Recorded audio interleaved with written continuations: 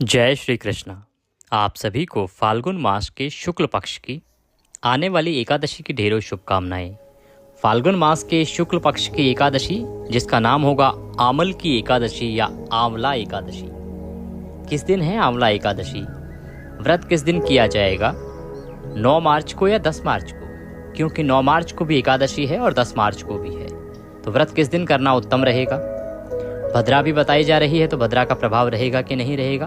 किस प्रकार से पूजन करना है? आंवला एकादशी बहुत महत्वपूर्ण होती है, आप सभी जानते हैं, जैसा नाम से ही ज्ञात होता है।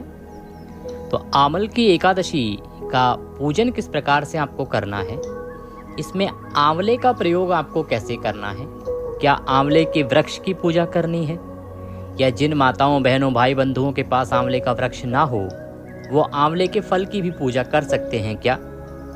किस प्रकार से उनको पूजन करना चाहिए जिनके पास आंवले का वृक्ष या फल नहीं हो, ये विधि बताएंगे। शास्त्रीय जानकारी क्या है इस एकादशी से संबंधित, वो बताएंगे। इस व्रत के नियम क्या हैं, वो भी बताएंगे।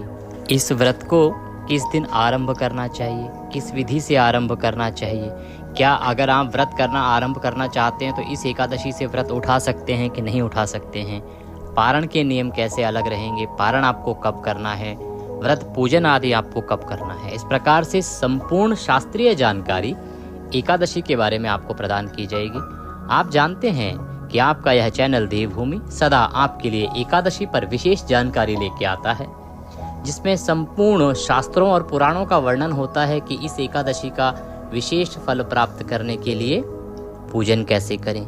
आपकी छोटी छोटी जो बारीक गलतियां आपसे हो जाती हैं उनके बारे में उनके उत्तर होते हैं कि किन गलतियों को करने से आपको बचना है, उनके बारे में भी चर्चा करेंगे।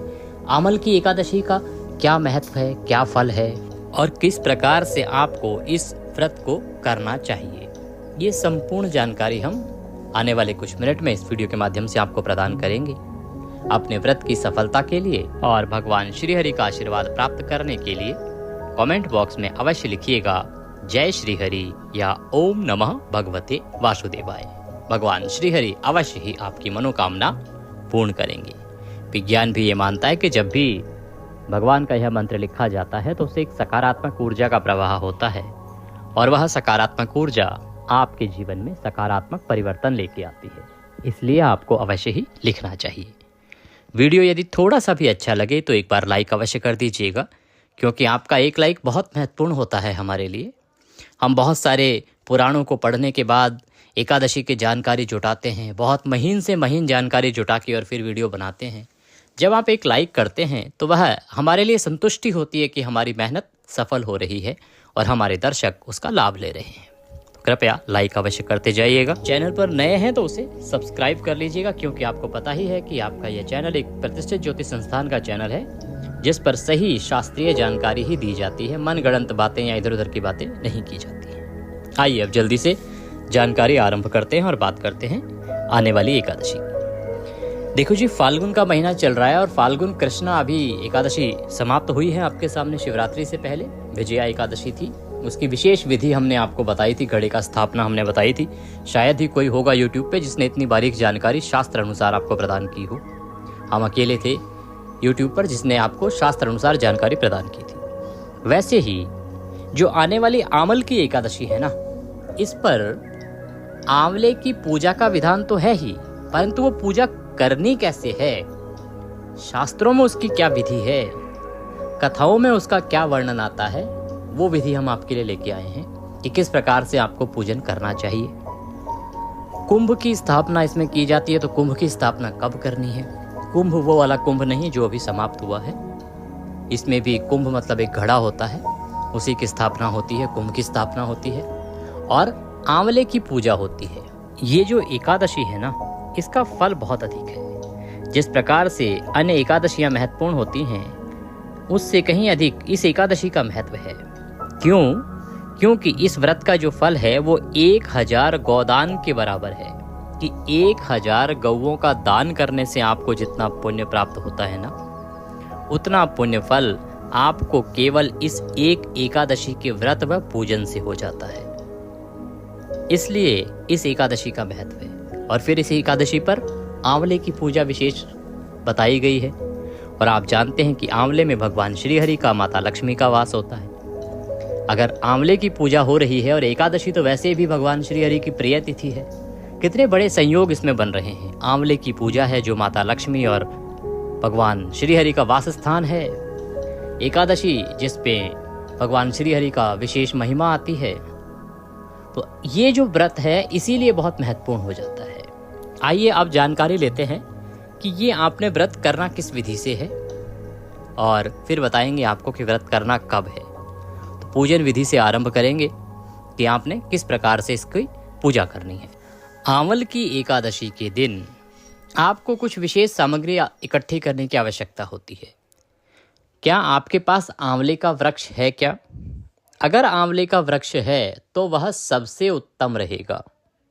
अगर आंवले का वृक्ष नहीं है तो किसी मंदिर में जाके पूजन कर सकते हैं जहां आंवले का वृक्ष हो। विधि हम आपको यहां अभी बता ही देंगे।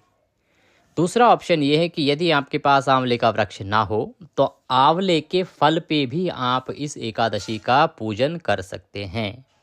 उसकी विधि भी अब हम यहीं पे इसी वीडियो के माध्यम से बताएंगे कि यदि फल पर पूजन करना है, आंवले के फल से पूजन करना है तो कैसे करना है, और यदि आंवले का वृक्ष आपके पास है, पौधा आपके पास है, तो उस पर पूजन कैसे करना है। सामग्री एक बार नोट कर लीजिए।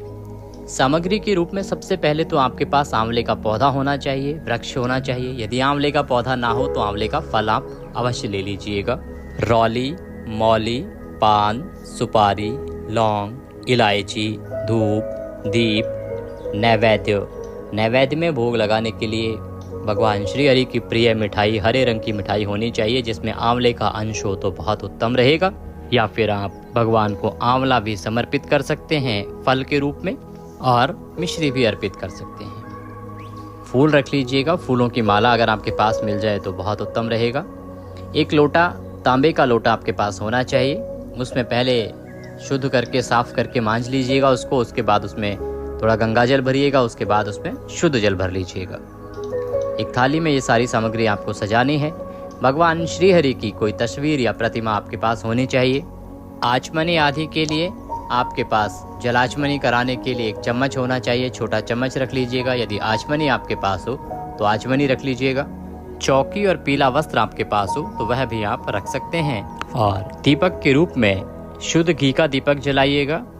शुद्ध घी अगर ना हो तो आप तिल के तेल का दिया जला सकते हैं और धूप रख लीजिएगा। एक घड़ा रख लीजिएगा, कलश स्थापित कर लीजिएगा इस दिन के लिए। तो एक कलश हम स्थापित करवाएंगे, कलश ले लीजिएगा।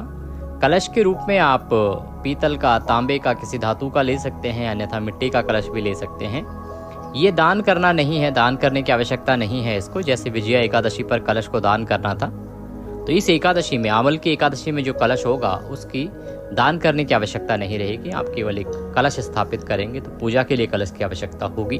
और उसके ऊपर रखने के लिए श्रीफल अगर आपके पास मिल जाए तो एक नारियल ले लीजिएगा, पानी वाला नारियल।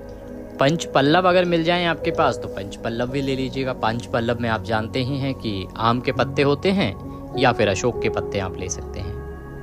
ये सारी सामग्री है जो आपने एकत्र कर लेनी है एक दिन पहले ही, या पूजा से पहले आप सारी सामग्री एकत्र कर लीजिएगा। और व्रत वाले दिन सूर्योदय से पहले उठ जाइएगा। उठने के बाद स्नान आदि करके अपने मंदिर की साफ सफाई, जो पूजा स्थल है उसकी साफ सफाई करने के बाद सारी सामग्री एकत्र करके और आसन लगा के बैठ जाइए। उत्तर दिशा की ओर आपने मुख करके बैठना है। उत्तर दिशा की ओर अगर स्थान ना मिले तो पूर्व दिशा की ओर भी मुख करके बैठ सकते हैं। चौकी लगाइएगा। अगर आपके पास लकड़ी की चौकी है तो सबसे पहले वह लगाइएगा। अगर आपके पास पीला वस्त्र है तो वह उसके ऊपर बिछाइएगा। अगर लकड़ी की कोई चौकी या वस्त्र नहीं है आपके पास तो कोई बात नहीं, आप पृथ्वी पर भी भगवान को रख के पूजन कर सकते हैं।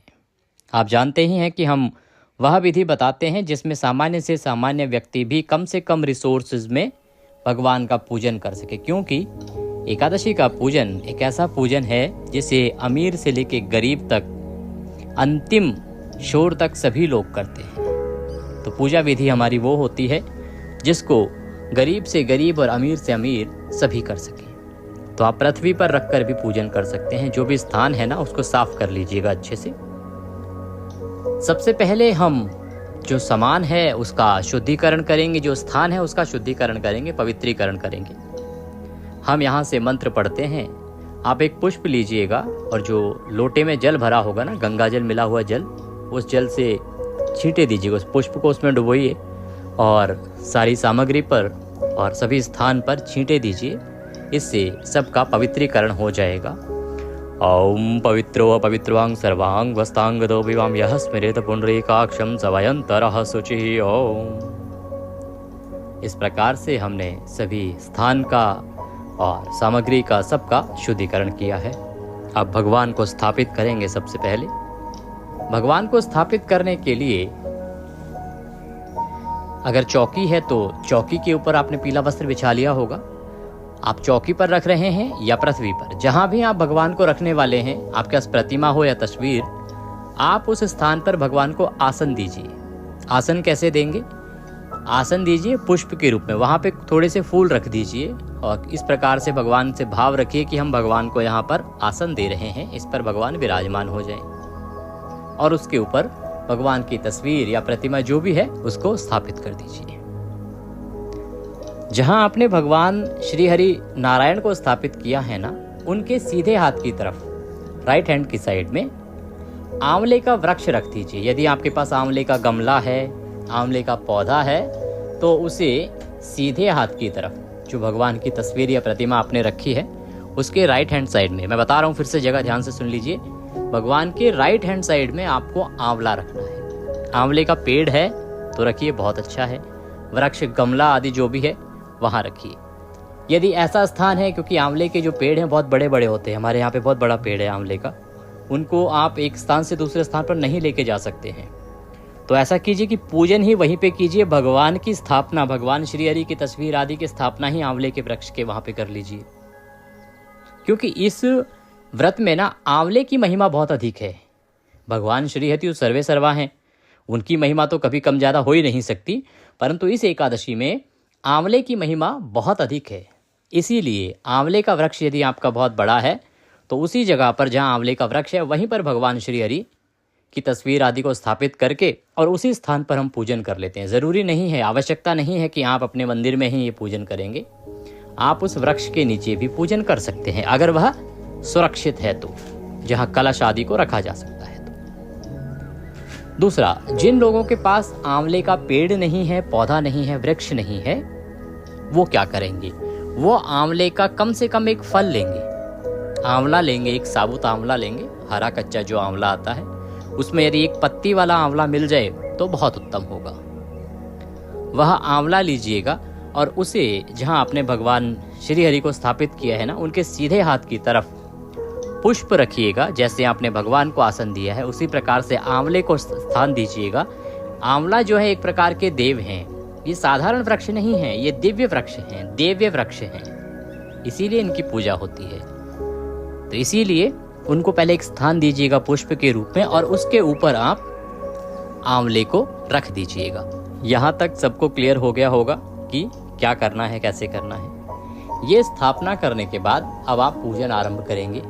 सबसे पहले अपने हाथ धो लीजिए। हाथ धोने के लिए चम्मच से अपने सीधे हाथ में जल लीजिए। ओम हस्तो प्रक्षालनम, हाथ धो लीजिए।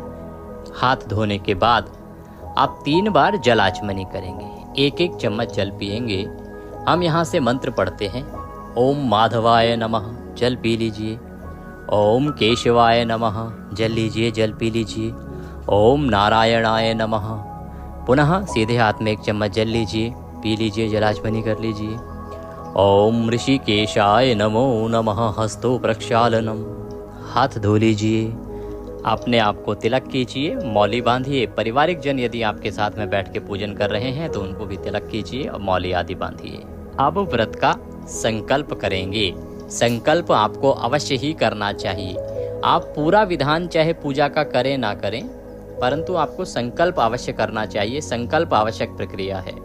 व्रत में पूजा छोटी बड़ी हो सकती है, पर संकल्प के बिना व्रत नहीं करना चाहिए, इसका ध्यान रखिएगा आप। संकल्प कैसे करेंगे? सीधे हाथ में जल लीजिएगा। 1 रुपये का सिक्का दक्षिणा के रूप में कम से कम रखिएगा और उसके बाद 3 बार बोलेंगे भगवान को स्मरण करते हुए, ओम श्री विष्णु, ओम श्री विष्णु, ओम श्री विष्णु।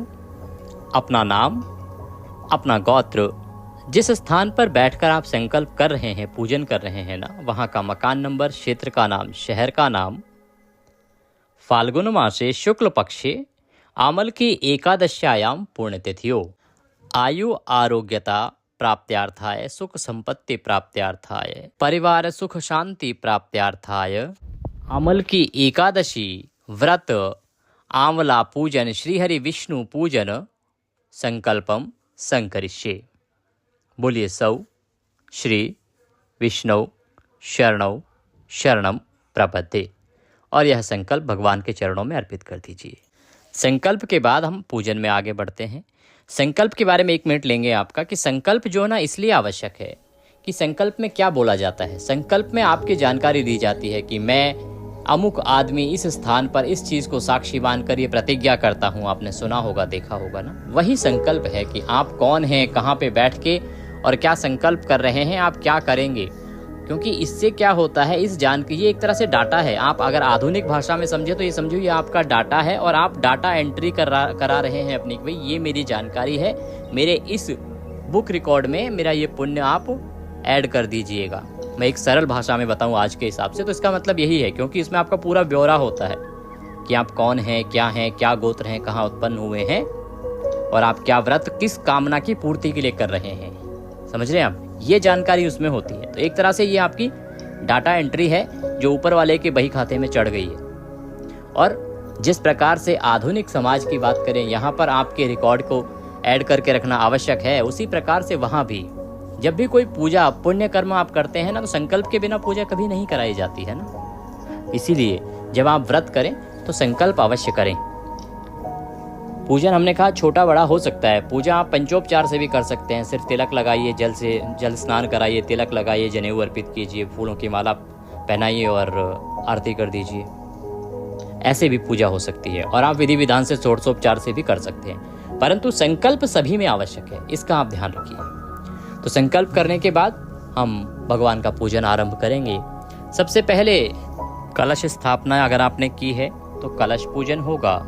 कलश स्थापना नहीं की है तो फिर पहले आंवले का पूजन, फिर भगवान श्री हरि का पूजन। कलश का हमने एक ऑप्शन दिया है, क्योंकि इसमें ऐसा नहीं है कि बिना कलश के पूजन ही नहीं हो सकता।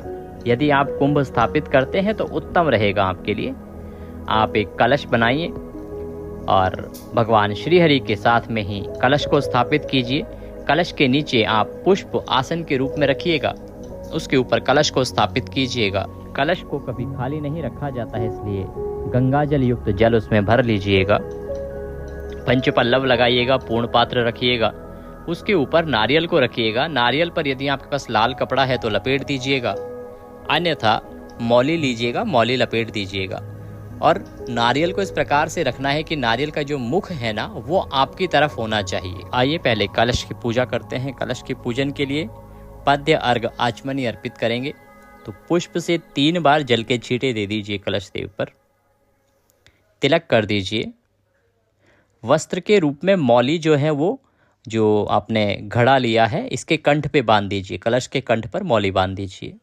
तिलक के रूप में आप 1, 5, 7 बिंदी लगा सकते हैं। कलश पर आपने श्रीफल रखा होगा, नारियल को रखा होगा, तो नारियल को भी तिलक कीजिए। फूलों की माला पहनाइए, धूप जला दीजिए, दीप जला दीजिए और धूप तथा दीप दिखाइए। दीपक को जहां आप रखेंगे वहां उनको आसन अवश्य दीजिएगा और भगवान के सीधे हाथ की तरफ, अगर घी का दिया जला रहे हैं तो सीधे हाथ की तरफ, और तेल का दिया जला रहे हैं तो लेफ्ट हैंड की तरफ आपको दीपक रखना है। धूप आप दाएं बाएं कहीं भी रख सकते हैं। दीपक के नीचे आसन के रूप में पुष्प अवश्य रख दीजिएगा। ये हमारे अग्नि साक्षी देव हैं आज की पूजा के। हम कलश का पूजन कर रहे थे तो धूप दिखाइए, दीप दिखाइए। नैवेद्य के रूप में मिश्री या कोई फल आपके पास है तो वह अर्पित कर दीजिए और जलाचमनी करा दीजिए। पुनः एक बार पुष्प से जल के छींटे दे दीजिए। इस प्रकार से आपने एक सूक्ष्म विधि से कलश का पूजन किया है। अब आपको आंवले का पूजन करना है। आंवले का पूजन करने के लिए आंवला देव को स्मरण कीजिए, उनका ध्यान कीजिए। उनका मंत्र है ओम धात्रे नमः, ओम धात्रे नमः, ओम धात्रे नमः, ओम धात्रे नमो नमः।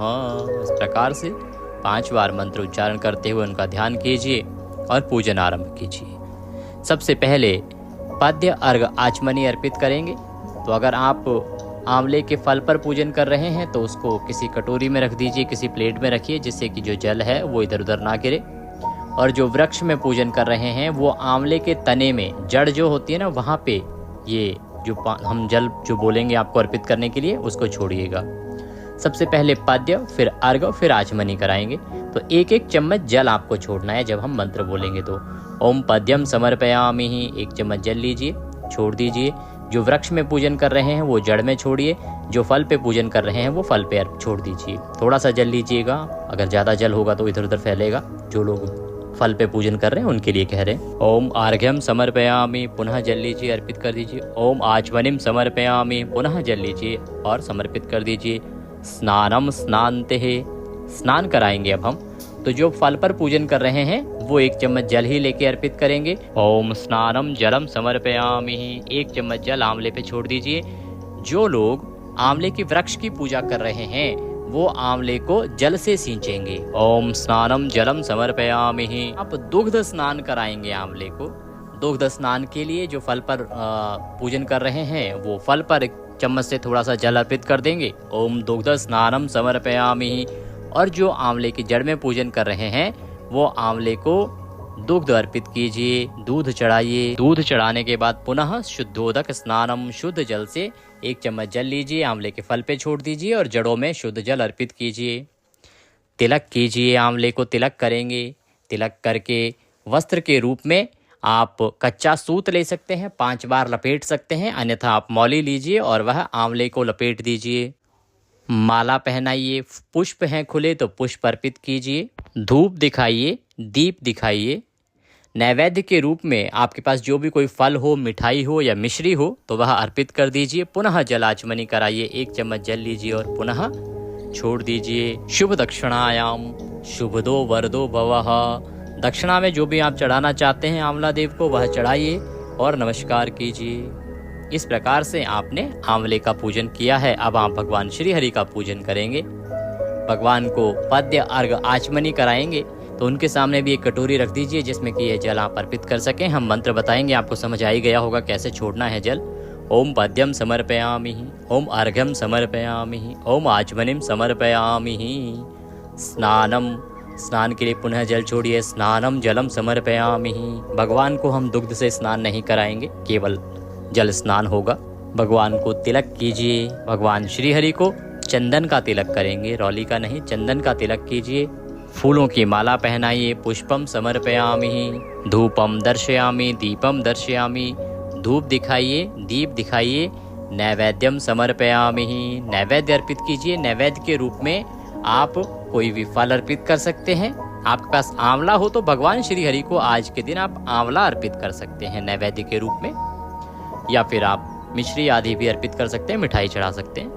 और जलाचमनी कराइए। पुनः एक चम्मच जल लीजिए और छोड़ दीजिए। जलाचमनीम कुरुहु ताम्बूलम पूंगी फलम, तांबूल अवश्य अर्पित करना है भगवान को। पान आप बना बनाया ला सकते हैं, अन्यथा पान का पत्ता लीजिए, उसकी डंडी तोड़ दीजिए, 2 लौंग, 2 इलायची, 1 सुपारी उसमें रखिए और वह भगवान को अर्पित कीजिए। ताम्बूलम पूंगी फलम शुभ दक्षिणायाम शुभदो वरदो भवः, दक्षिणा अर्पित कीजिए भगवान को और नमस्कार कीजिए। इस प्रकार से हमने आज का एकादशी का पूजन किया है। ये पूजन पूर्ण होगा पारण की पूजा के साथ। एकादशी का पूजन द्विदिवसीय होता है, 2 दिन का होता है। आज आपने आरंभ किया है, स्थापना की है भगवान की। विसर्जन कल करेंगे, उस समय पुष्पांजलि एक आवश्यक प्रक्रिया है जो हम आपको अवश्य ही बताएंगे। अब जान लेते हैं कि व्रत आपने किस दिन करना है, शुभ मुहूर्त क्या रहेंगे। पारण के बारे में सूक्ष्म जानकारी देंगे, क्योंकि विस्तृत जानकारी के लिए हम विस्तृत वीडियो आपके लिए लेके आते हैं जिसमें पारण के सभी नियम आपको बताते हैं, क्योंकि पारण किसी भी व्रत की सफलता के लिए आवश्यक होता है। उसके सही नियमों की जानकारी होना आवश्यक है, उसके लिए हम विस्तृत वीडियो लेके आएंगे। अब बात करते हैं कि व्रत आपने किस दिन करना है। जो एकादशी तिथि है ना वो आरंभ हो रही है 9 मार्च को सुबह 7:45 पर और यह समाप्त होगी 10 मार्च को सुबह 7:44 पर। ऐसे में 10 मार्च को सूर्य के मुख से एकादशी है और इसीलिए 10 मार्च को ही आमल की एकादशी का व्रत करना उत्तम रहेगा। ये द्वादशी युक्ता व्रत भी होगा।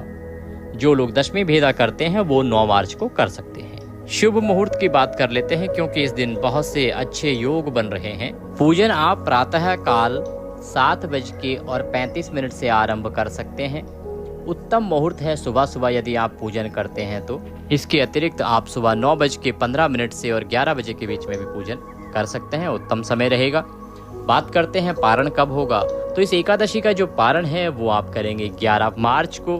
11 मार्च को सुबह 6:38 से और 8:13 तक का जो समय है वो सर्वोत्तम है।